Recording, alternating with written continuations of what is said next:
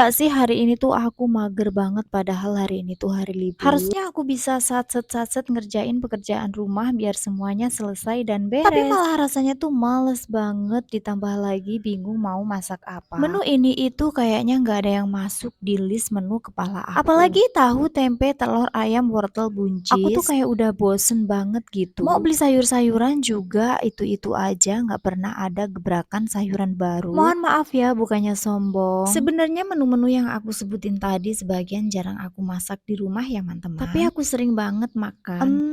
Ya bener banget. Makan makanan bergizi gratis atau MBG dari Pak Prabowo. Terima kasih ya Pak programnya, karena dengan adanya program dari Bapak aku jadi bisa semakin hemat.